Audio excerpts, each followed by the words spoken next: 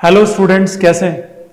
बहुत अच्छे से अगर आप स्टडी कर रहे होंगे तो मैं आपके लिए कुछ थोड़ा सा पैटर्न हट के कर रहे हैं। हम यहाँ पे आपके लिए कोशिश की जाएगी कि कुछ छोटे छोटे वीडियोस जिसमें आपको जो चैप्टर्स अभी रेगुलरली चल रहे हैं क्लासेज में, तो उसके छोटे छोटे पार्ट आपको बना के बताए जाएंगे ताकि आप उस पार्ट में ये समझ पाएं कि किस तरीके से हमें डायग्राम्स बनाने पड़ते हैं। फिजिक्स में मैक्सिमम स्टूडेंट क्या करते हैं, डायग्राम को मेमोराइज कर लेते हैं। सो यहाँ बिल्कुल भी जरूरत नहीं है आपको डायग्राम को मेमोराइज करने की। केवल और केवल जरूरत किसकी है कि डायग्राम बनाते कैसे हैं, वर्डिंग क्या है, जो मेन हेडिंग लिखी हुई है उसकी वर्डिंग इंपॉर्टेंट है। अगर उसको अच्छे से फोकस कर लिया तो कोई भी डायग्राम आपके लिए डिफिकल्ट नहीं होगा। तो आज चैप्टर 1 जिसका नाम क्या है, इलेक्ट्रिक फील्ड एंड चार्जेस का एक टॉपिक है जिसका मैं डायग्राम आज से शुरू कर रहा हूं। जो इंपॉर्टेंट चीजें हैं जो हम 10-10 मिनट में डिस्कस करेंगे, सो ये 10 मिनट्स के वीडियोस आज से हम शुरू कर रहे हैं। तो बहुत अच्छे से फोकस करना, जो लोग 12th में उसके लिए काफी बेनिफिशियल होगा and just go through it, मजा आएगा आपको। लेट्स सी, हमारा टॉपिक है चैप्टर 1 में इलेक्ट्रिक फील्ड एंड चार्जेस के अंदर electric field due to dipole at an equatorial line. अब वहां जो डायग्राम बनाना पड़ता है तो स्टूडेंट उसको मेमोराइज कर लेता है। कई दफा प्रॉब्लम रहती है कि भाई ये डायग्राम बनाए कैसे। सबसे पहले तो यहां देखो, हमें फाइंड आउट तो इलेक्ट्रिक फील्ड करना है, लेकिन किसकी वजह से डियर स्टूडेंट, डाइपोल, और कंडीशन कौन सी दे रखी है, इक्वेटोरियल लाइन। अब देखो इक्वेटोरियल लाइन का मतलब क्या होता है, जिस भी पॉइंट पी पे आपको क्या फाइंड आउट करना है, आपको फाइंड आउट करना है इलेक्ट्रिक फील्ड।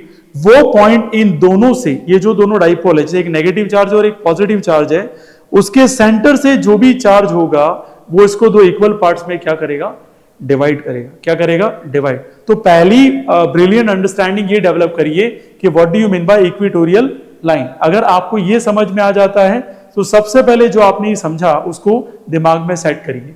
उसके बाद आप यहां आएंगे बैक टू बैक डाइपोल। तो डाइपोल क्या होता है, एक तरीके से अरेंजमेंट है नेगेटिव और पॉजिटिव चार्ज का, जिसमें सेंटर से इनको सेपरेट किया जाता है इक्वल अमाउंट ऑफ डिस्टेंस। देखो कैसे बनाएंगे डायग्राम।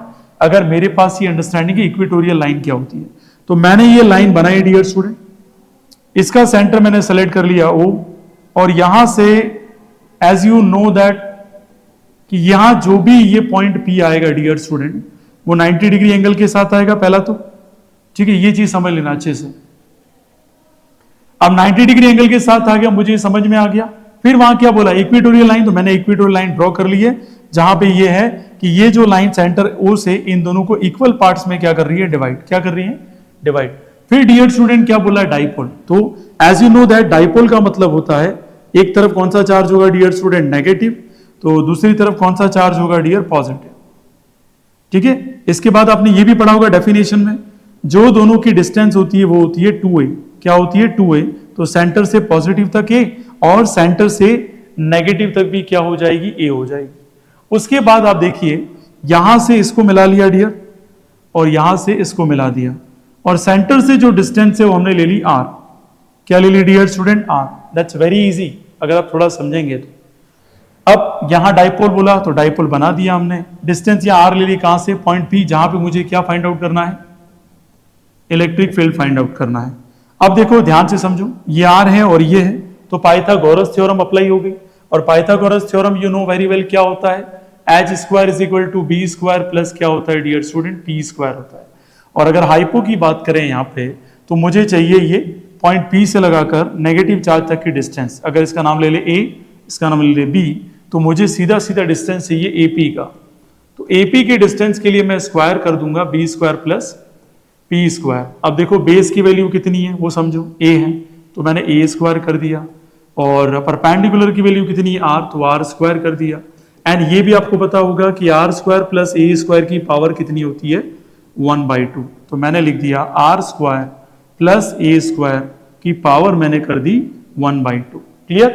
अब देखो यहां पे एक चीज समझना कि पॉइंट P से नेगेटिव चार्ज और पॉइंट P से पॉजिटिव चार्ज, डिस्टेंस क्या रहेगी, सेम। क्यों रहेगी, यहां पर भी R है और यहां पर भी है, तो इक्वल अमाउंट ऑफ सेपरेशन रहेगा डाइपोल में। तो यहां पर भी R square plus A square की पावर क्या आ जाएगी, 1/2। मीन्स मेरे पास डिस्टेंस आ चुकी है P से लगाकर प्लस Q चार्ज तक और P से लगाकर नेगेटिव चार्ज तक।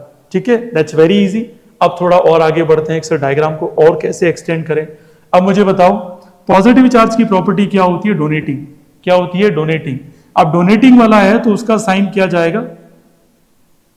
बाहर जाएगा, आउटवर्ड डायरेक्शन होता है। एज यू नो दैट, आपने अच्छे से पढ़ा होगा कि कोई भी अगर पॉजिटिव चार्ज है तो वहां इलेक्ट्रिक फील्ड की डायरेक्शन रेडियली आउटवर्ड होती है, और नेगेटिव चार्ज की प्रॉपर्टी होती है एक्सेप्टिंग, एक्सेप्ट करने की। तो वहां पे जो यहां चार्ज रहेगा नेगेटिव चार्ज, वो करेगा क्या? Radially inward. तो मुझे बताओ नेगेटिव चार्ज ये रहा, तो इसका डायरेक्शन ये रहा और इसका डायरेक्शन यहां पे हमने शो कर दिया। ठीक है, ये भी इलेक्ट्रिक फील्ड को शो करता है और यहां पर भी इलेक्ट्रिक फील्ड को शो करता है। अब सवाल आता है कंपोनेंट सॉल्व करने का।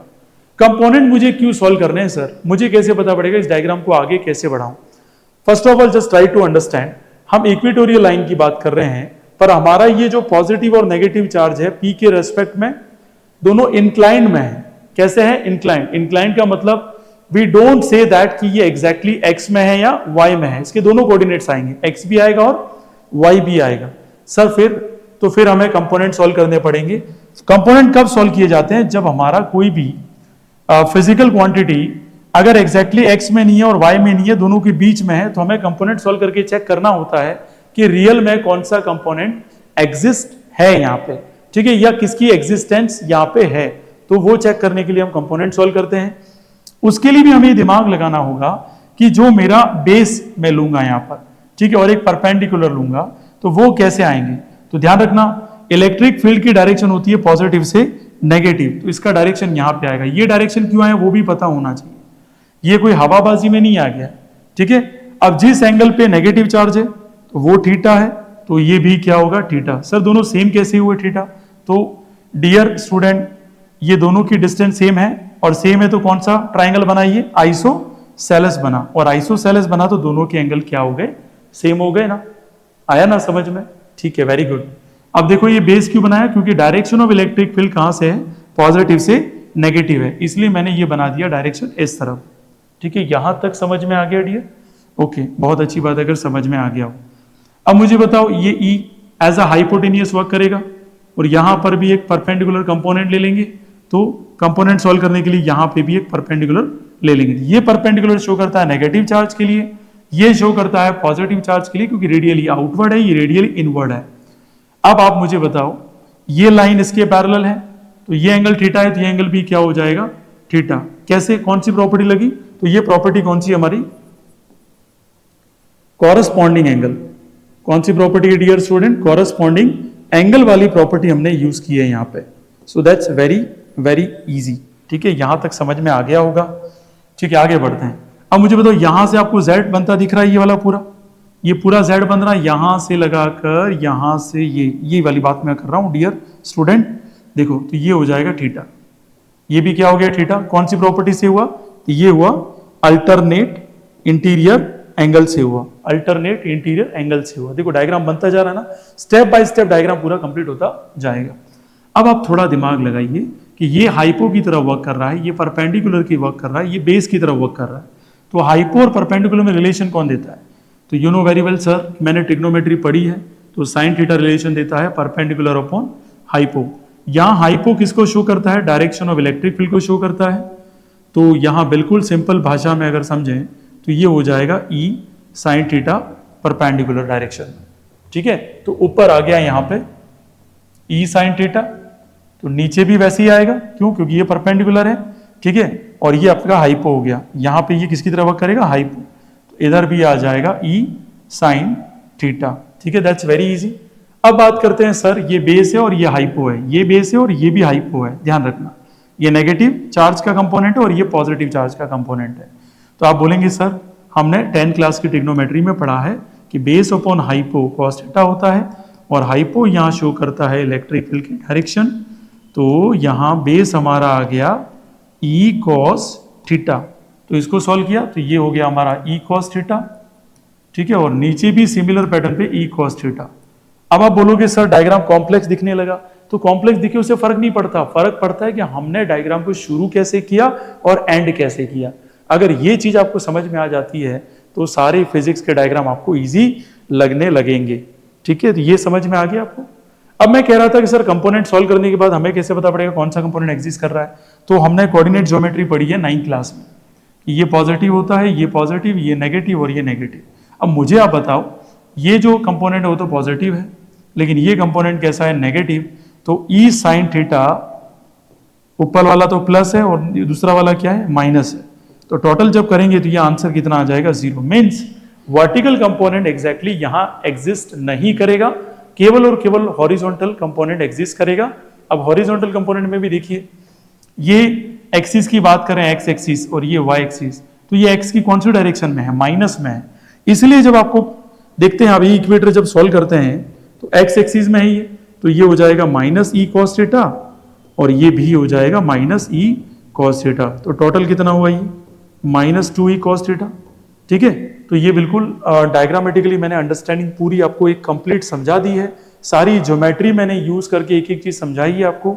और पूरा डेरिवेशन देखने के लिए डाउनलोड द जीवी फाउंडेशन ऐप, वहां पे आपको सारा चीज मिल जाएगा।